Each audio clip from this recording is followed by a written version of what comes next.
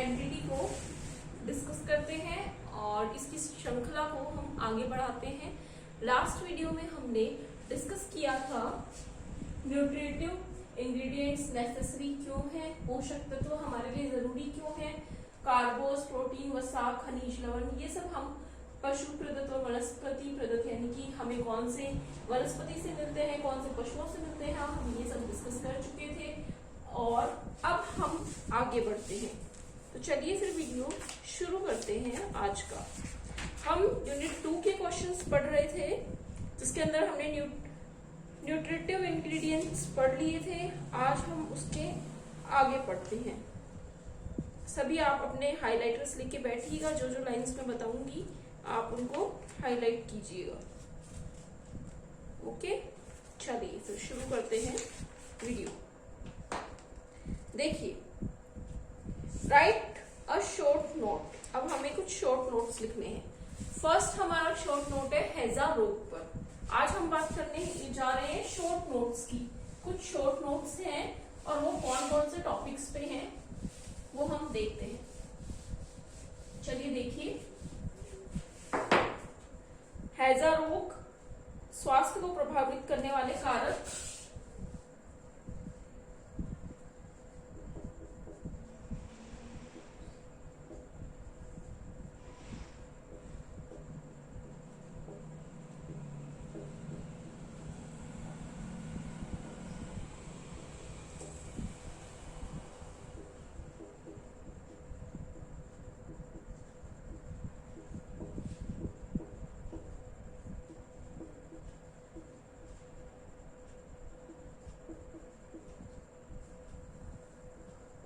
स्वास्थ्य को प्रभावित करने वाले कारक। उसके बाद हम पढ़ेंगे मेंटल हेल्थ यानी कि मानसिक स्वास्थ्य।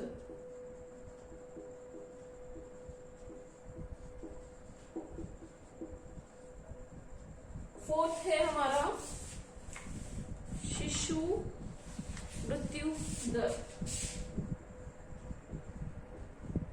शिशु मृत्यु दर। फिफ्थ है माल न्यूट्रिशन, कुपोषण। आज इस कुपोषण के वीडियो में मैं कुछ चीज भी बताती हुई चलूंगी आपको। लास्ट तक देखिएगा वीडियो, क्योंकि इसके एंड में मैं आपको कुछ इंफॉर्मेशन भी दूंगी। उसके बाद हमारा प्रश्न संख्या 7 शुरू हो जाएगा। ठीक है, चलिए फिर शुरू करते हैं बिना देर किए हुए वीडियो को। हैजा रोग यानी कि कॉलेरा से। ये कुछ इस बुक के अंदर भी कुछ मिस्टेक्स आएंगी तो वो मैं आपको बताती हुई चलूंगी कि कहाँ पे कौन कौन सी मिस्टेक्स है, क्योंकि मिस्टेक्स तो ह्यूमन से ही होती हैं।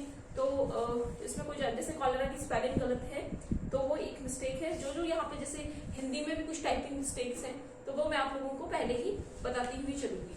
चलिए फिर आज का वीडियो स्टार्ट करते हैं। इसके अंदर हम इन सब टॉपिक्स को डिटेल में डिस्कस करेंगे। फर्स्ट है हैजा रोग। देखिए, हैजा रोग एक तीव्र संक्रामक रोग है। प्रारंभ में व्यक्ति को दस्त आते हैं। दस्त पनीला होता है, ये चावल के पानी जैसे होते हैं। दस्तों के साथ साथ रोगी को उल्टी भी आती है। बेसिकली लूज मोशंस होते हैं पेशेंट को। उसके साथ में क्या क्या सिम्टम्स होते हैं? रोगी को प्यास बहुत लगती है, इसमें पेशाब आना बंद हो जाता है, इसमें रोगी के हाथ पैरों में ऐंठन बड़ी होती है, इसमें तापमान गिरता चला जाता है। यदि समय पर सावधानी नहीं बरती जाती है तो रोगी की हृदय गति रुक सकती है। मौसम, वह गर्मी के अंत में तथा ऑटम मौसम में अधिक फैलता है। अब यहाँ पे लिखा कब फैलता है ये? गर्मी के मौसम में या ऑटम सीजन,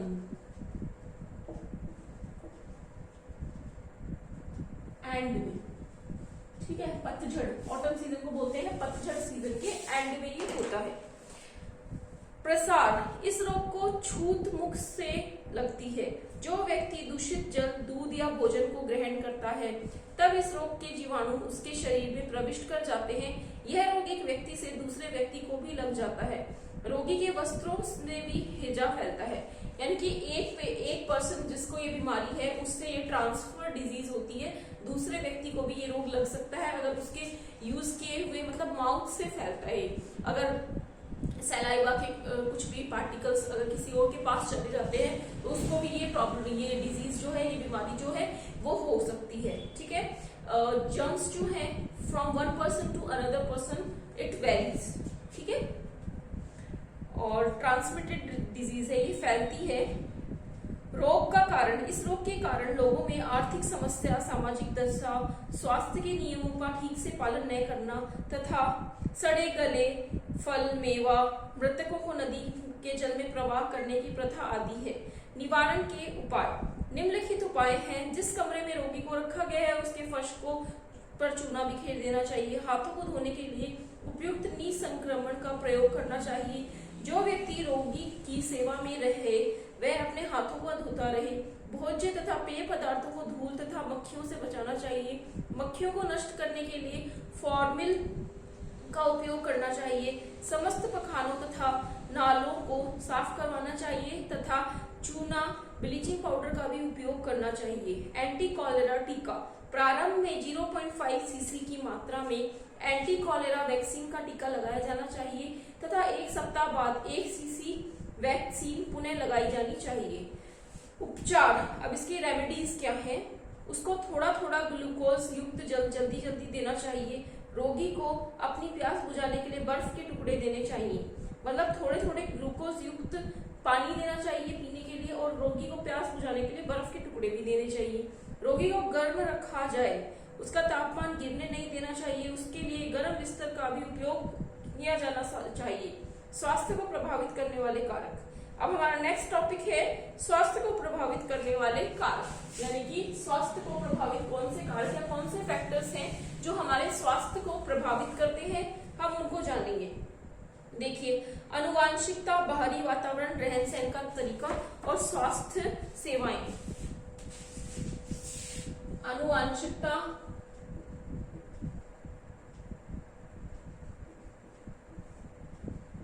रहन सहन का तरीका, अनुवांशिकता, रहन सहन का तरीका, बाहरी वातावरण,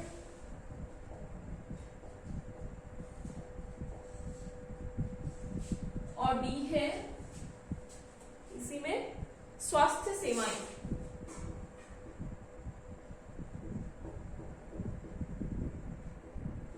ठीक है, देखिए हम इनको one by one read out करते हैं। अनुवांशिकता से तात्पर्य हेरिडिटी का।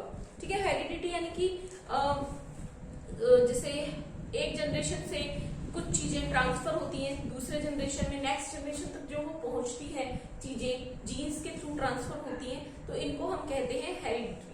जैसे शिशु की शरीर रचना माता के गर्भ में ही निर्धारित हो जाती है और उसे किसी भी परिस्थिति में बदला नहीं जा सकता।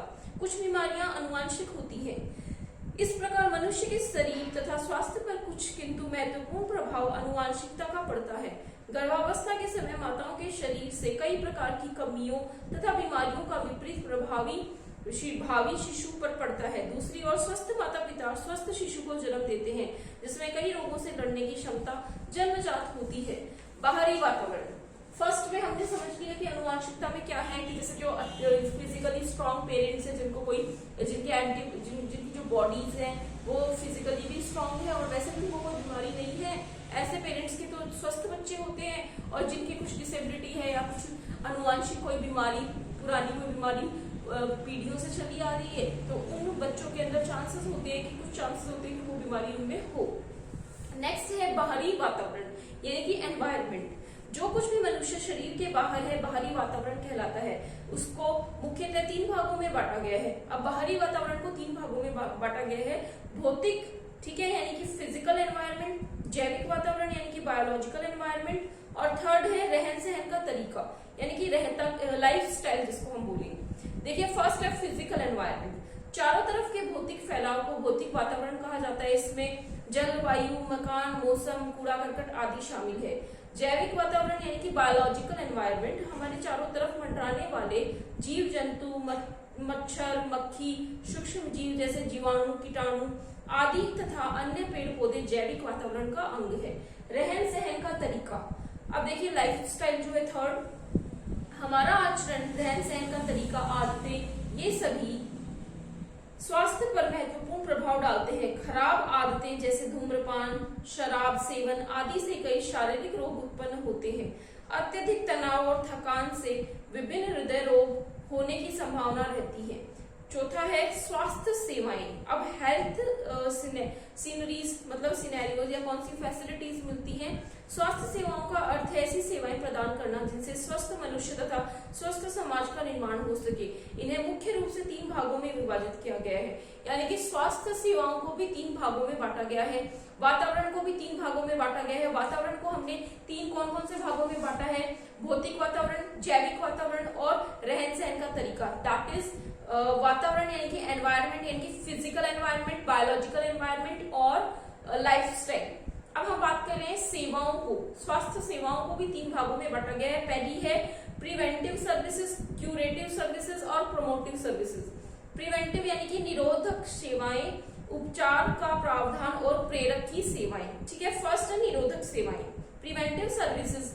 इस श्रेणी में वे सभी सेवाएं आती हैं जो संभावित बीमारियों से बचाव के लिए उपलब्ध कराई जाती है, जैसे बच्चों को रोगों से बचाने के लिए निरोधक टीके, टाइफाइड आदि से बचाव के टीके तथा अन्य उपचार का प्रावधान यानी कि क्यूरेटिव सर्विसेज।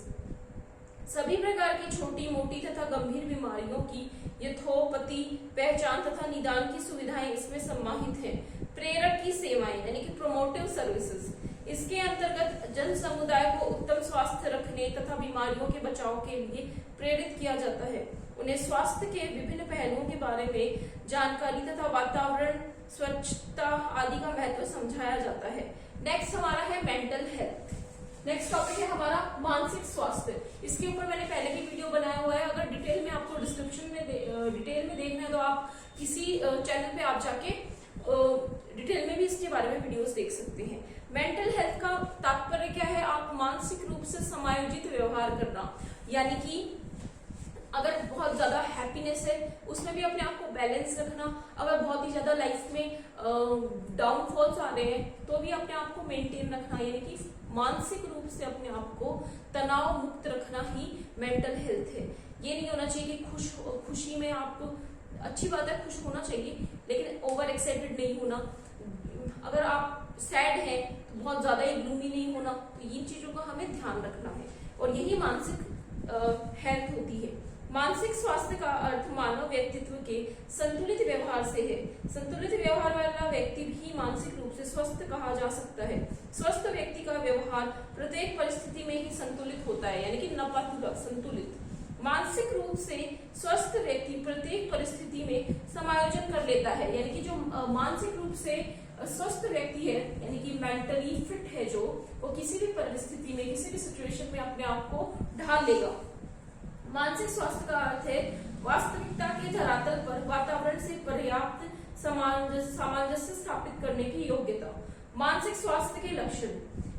मानसिक रूप से स्वस्थ व्यक्ति अपने उद्देश्यों की प्राप्ति में सफलता प्राप्त कर लेता है। यह सहनशील होता है, जीवन में आने वाली विभिन्न कठिनाइयों को सहन करने की क्षमता रखता है, वह अपने संवेगों पर नियंत्रण रखता है। ऐसे व्यक्ति में आत्मविश्वास होता है जो अपनी योग्यताओं एवं क्षमताओं पर विश्वास रखता है। ऐसे व्यक्ति की आकांक्षाएं उच्च स्तर की होती है, वह जीवन के प्रति स्वस्थ दृष्टिकोण रखता है। यानी मतलब कहना क्या चाह रहे हैं, इसके अंदर क्या लक्षण बताए गए हैं। मानसिक रूप से स्वस्थ व्यक्ति के उद्देश्य होते हैं और वो उनको प्राप्त भी करता है। दूसरा है सहनशील, यानी कि टॉलरेंस पावर हाई होता है, किसी भी कठिनाई को सहन करने की क्षमता होती है। संवेगों पे नियंत्रण, यानी कि इमोशंस को कंट्रोल करना उनको अच्छे से आता है। कॉन्फिडेंस होता है उनके अंदर, क्षमताओं पर विश्वास रखते हैं और क्वालिफिकेशंस भी होती है, योग्यताएं भी होती है। और आकांक्षाएं जो एक्सपेक्टेशंस हैं वो भी हाई लेवल की होती है और जीवन के जो पॉजिटिव एस्पेक्ट्स हैं उनको ही वो देखते हैं, यानी कि सकारात्मक पहलुओं पर वो ज्यादा फोकस करते हैं। यह तो व्यक्ति के दैनिक जीवन का सक्रिय तथा निश्चित गुण है। मानसिक स्वास्थ्य कार्य की ऐसी आदतों, व्यक्तियों और वस्तुओं के प्रति ऐसे दृष्टिकोण को व्यक्त करता है जिससे व्यक्ति को अधिकतम संतोष और आनंद की प्राप्ति होती है। मानसिक रूप से स्वस्थ व्यक्ति वह नहीं है जिसके व्यवहार का समूह अथवा समाज में विरोध न हो। इस प्रकार मानसिक स्वास्थ्य समायोजन की प्रक्रिया है जिसमें समझौता तथा सामंजस्य, विकास तथा निरंतरता का समावेश रहता है। शिशु मृत्यु। अब हमने लास्ट वीडियो में मातृ मृत्यु के बारे में पढ़ा था। अब इस वीडियो में हम पढ़ने जा रहे हैं शिशु मृत्यु के बारे में। ठीक है, ये थोड़ा सा इंटरेस्टिंग होने वाला है, हमें जान के कुछ चीजों को हम चौंकेंगे। देखिए, शिशु मृत्यु यानी कि चाइल्ड मोर्टेलिटी। अब इसमें मोर्टेलिटी की जो स्पेलिंग है, मोर्टेलिटी की स्पेलिंग आप सही कर लीजिए, इसमें स्पेलिंग सही नहीं लिखी हुई है। ठीक है, शिशु का अर्थ अंग्रेजी में चाइल्ड से है, परंतु सामाजिक चिकित्सा में बाल्यावस्था को 3 भागों में विभाजित किया गया है, नियोनेट्स, इन्फेंट्स और अंडर 5। बच्चों की बाल्यावस्था को नियोनेट्स, इन्फेंट और अंडर 5 क्या है, उनकी एज है भाई। नियोनेट्स मतलब जो भी न्यूली बॉर्न बेबीज हैं, न्यूली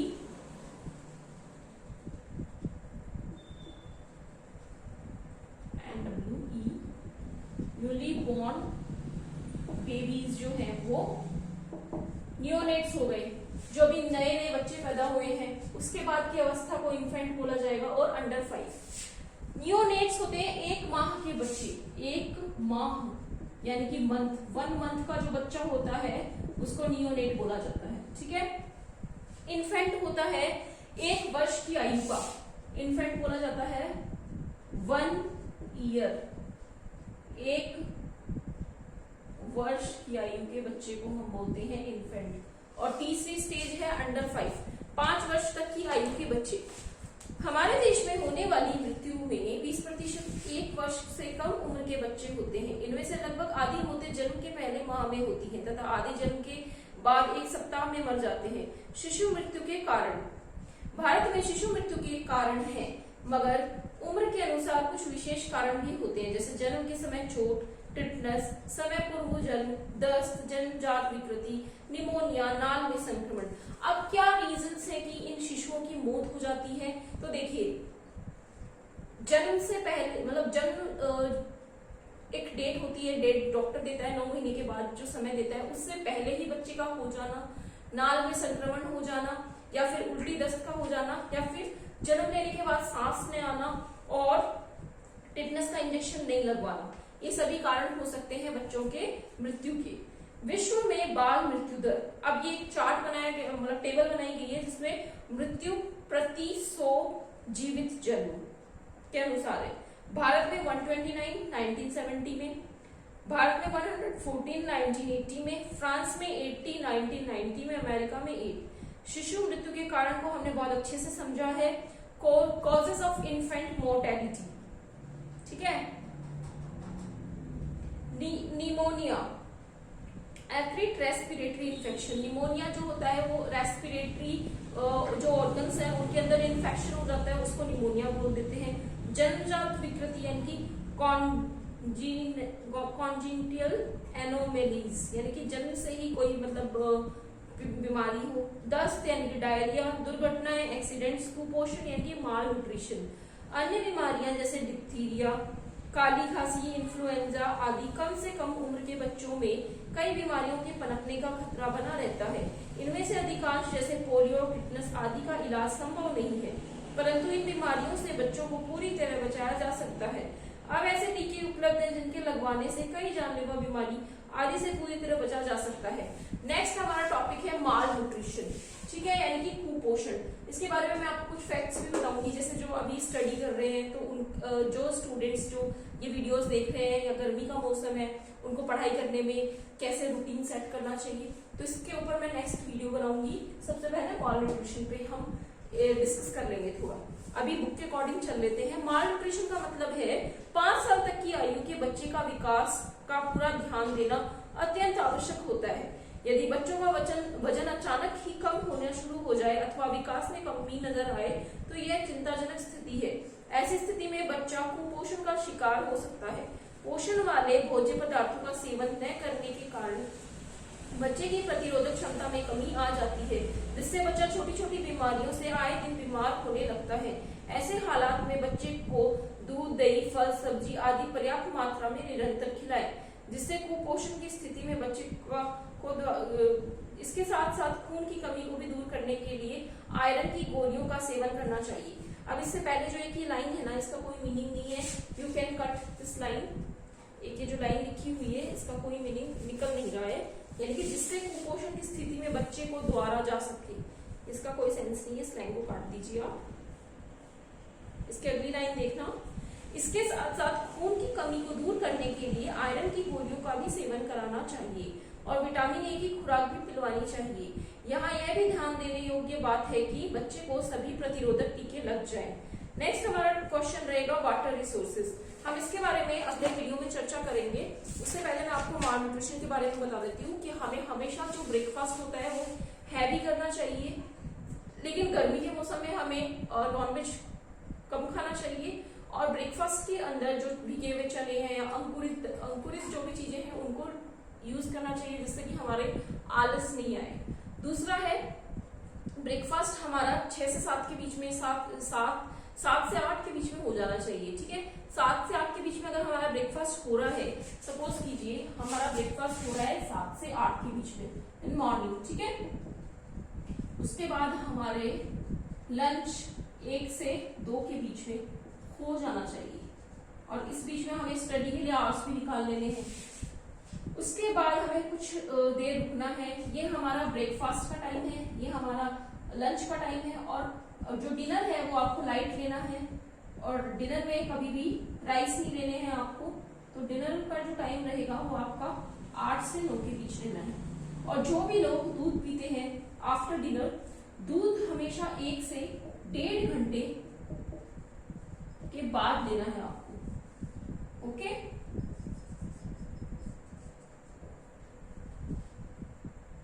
मिल्क, ये ध्यान रखिएगा और इसके बारे में हम नेक्स्ट वीडियो में आते ही एक बार डिस्कशन कर लेंगे। Till then everyone, take care, bye bye and thank you so much for watching and liking all my videos. Thank you so much.